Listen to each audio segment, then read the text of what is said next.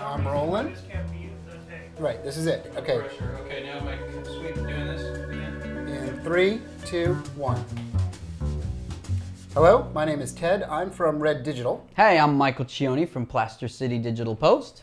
and I'm one of the guys behind the Red Digital Cinema Camera. And I'm really just a post house vendor that's really had a great time and enjoyed working with it. So if we're lucky, there might be some graphics guy that puts up cool little lower thirds. Right now. But maybe not. Maybe not. So we're here today to talk about something that we like to call myth busting. So this is potentially the first episode of Mythbusters. There's been quite a bit of different things said about how you can take a 4K file, edit it in real time, make dailies and do stuff like that. And a lot of people have some misconceptions about it. So we wanted to take some time to actually show how it can be done without actually cutting around it and trying to make any backroom secrets. Right, So we're here to just prove it out once and for all and Yeah. show you how this really works. But before we do that, we have to actually do the end of our little show. right. So hold on one second. So we're going to move to this camera, and we're going to actually do the ending now. Yeah. So go ahead, you start.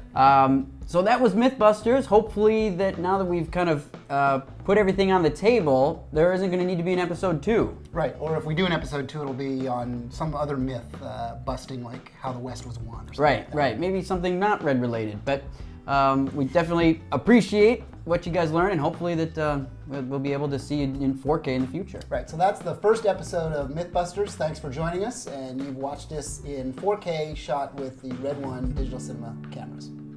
Cool. Okay, Okay, now back to the beginning here. that'll make sense in a few minutes, but when we get into that, we got to kind of see how this stuff comes off the camera. Right. So, Right, I'm supposed to sit close to you to keep the shot. Oh, nice right, and right, framed. right. So Very here good, we go. very good. Okay, so we're shooting this with 2 cameras. One's just locked off over here, and the other one is active on a Steadicam. Both cameras shooting 4K with the Red One camera. Yeah. And we've shipped hundreds of cameras out into the market now. So a lot of people want to know, does this really work end to end? And what we've done from a development standpoint, at the same time we've been building this camera, we also have this unique development relationship with Apple that allows us to take the 4K files, and these files are huge, right? Yeah. You're not talking HD. This is between 6 and 10 times HD, and take these files and drop them directly into a Mac platform in Final Cut Pro, or just open them up with QuickTime Player. Yeah. So we're actually going to show you this right now in real time. So basically what's going to happen here is we're going to see that the magazine from Red comes out here, and we've got a bunch of different QuickTime movies. So the first one, which is really small, like quarter K, is great for uploading onto the web. Second one is great for DVD dailies, making like a reference on DVDs. Now the high-res movie, which is 2K, which is about half res, is great for offline editorial. These are people cutting in 2K the whole time. Right, and before you get to the next one, so just to give you guys an idea of what's going on here, the camera that's shooting right now is generating QuickTime reference movies inside the camera as it's generating the 4K wavelet media, which is our red code RAW. Camera shoots RAW, so the files are, the codec files are then pointed to a very tiny QuickTime file, and that's what you opened up in real time, and that's what's playing here. So what we do from an editorial standpoint is we go to the size of the power of your machine. So if you have a top-end Mac, this is an 8-core Mac top-end system, you can use and open the half-size one. And then we also have something even bigger, which you should show them. Yeah, it's not really sure what it's actually for, but there actually is a 4K QuickTime movie the camera generates. Might as well, I suppose. That gives you an idea of how big it is. We haven't quite figured out what to do with this yet in post-production, but at some point we will. So it's there for you to experiment with now.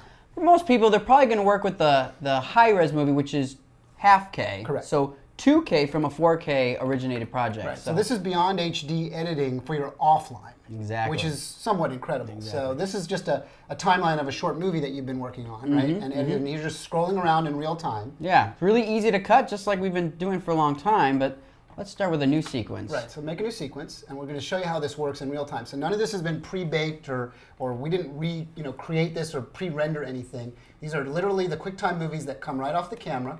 He's going to drop them right into a timeline, and the Apple software, the Final Cut software says, do you want to match the parameters of the clip to the sequence? And of course we say yes. Drops it right in.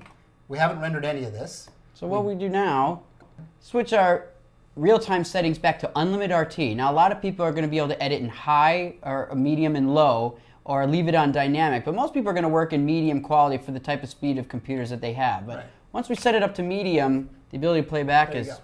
pretty much there. So this is Final Cut's interface, and we're driving out of an AJA Kona 3 card in real time, cropping it out to HD in real time. No rendering here, no transcoding here. This is literally a drag and drop operation, and we're pulling from the 4K. So you're actually editing 4K in Final Cut in real time without rendering. With embedded audio, sound. right. So it's actually pretty remarkable that we can incorporate all those elements into one QuickTime movie. Right. Now, the last thing about myth busting, all this stuff here is it actually as fast as everybody says it is? And if it is, how do we actually prove that on such devices we're trying to promote tonight? So the good news is we've got a Steadicam. Yeah. And in this room, this is a pretty typical Final Cut system you'd see in a lot of edit bays around the world. Yeah. We're going to go to a slightly more exotic Final Cut bay, Yeah. but nothing other than the big projector that we're going to see is really any different than what's going on in here. They both have 8-core Intel Max and Kona 3 cards. Let's do it. Okay, so I'm going to take this camera off. Now this camera's been rolling the whole time. I'm just going to pop it off the tripod. This is where it gets a little dicey for me. Pull it off. Okay, that was good. All right, keep it rolling here. We're not gonna cut. I'm just gonna flop this around so I can see the monitor. All right. She's a little, okay. So basically, one of the things that we're trying to do is cut out a lot of the downtime that a lot of dailies turnaround processes require. So when you're working with Red, unlike film or some of the HD other acquisitions, you don't have to spend time processing all this stuff. So it's really a remarkable speed efficiency. You guys doing? What are you doing? I made that logo you wanted and I put it on the sand. Oh, thanks.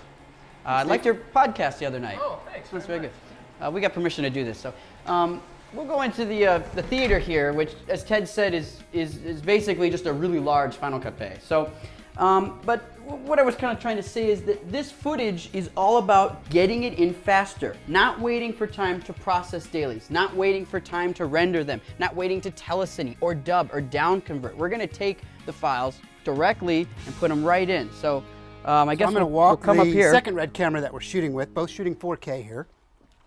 And we're going to just come up. So this is inside the Plaster City DI Theater, which is, like I said, pretty exotic. There's a Christie 2K digital cinema projector in here. But the base of the system, and I'm just going to set this down right here, the base of the system is just a regular old Mac. And what I'm going to do now is I'm going to stop recording this camera. So at this point, the B camera is going to go off. Okay. And Now we're going to eject. we're going to eject in a moment here. So what's important to remember is we're not actually doing anything fancy in the background here. This is just a really large Final Cut Pro edit bay. But other than that, there's not really any difference. So, Okay, so I'm just going to pull the mag out. So what we shot on was this Red drive. So this can record up to 2.5 hours of 4K. And when it's mounted on the camera, it uses a high-speed SATA port. And lo and behold, there are also FireWire ports on here. So this allows us to take this drive and mount it onto a Mac. so we're actually going to take the drive here, just going to plug it in, FireWire 400, which is kind of the lowest common denominator here. Yep. Set the drive down, and now we're going to go over to the computer, And I'm going to turn this camera off just to save the battery. take a look at it. Okay, so we mounted that drive onto the Mac. Why don't you go first, Mike? Oh, thank you very much. And again, when you take a look into the room here, the room actually is just a giant Final Cut Pro edit bay. Final Cut at the core, 2K projection at the back end, and a 27-foot screen in front. But other than that, So it's important to note, this is literally the same kind of Mac that's in a normal edit bay, except the Kona 3 is, instead of connected to a little HD monitor, is connected to a big giant HD monitor. In fact, this one's roughly 30 feet across. yeah. So I'm actually just going to grab, just like we saw earlier, we have the QuickTime movies Right. that we were able to This work is with what before. we just shot on that B camera. This is what we shot on the B camera. So hopefully it's going to make this make a lot of sense for a lot of people here. Here's our QuickTime movie. Now, before you finish this, so this will do the same thing, we want to match this up.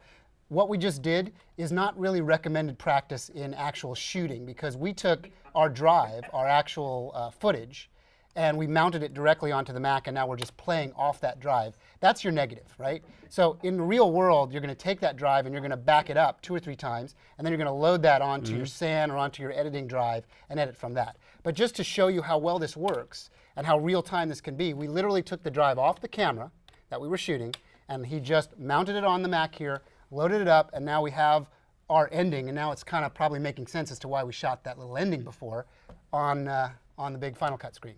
So this is playing back in real time. And we're going to actually do the ending now. Yeah. So go ahead, you start. So that was Mythbusters. Hopefully that now that we've kind of put everything on the table, there isn't going to need to be an episode 2. Right, or if we do an episode 2, it'll be on some other myth busting, like how the West was won. Or something like that. Right. Maybe something not red related, but we definitely appreciate what you guys learned, and hopefully that we'll be able to see it in 4K in the future. Right, so that's the first episode of Mythbusters. Thanks for joining us, and you've watched this in 4K shot with Red One digital cinema cameras. Oh, now put up the logo. Oh yeah.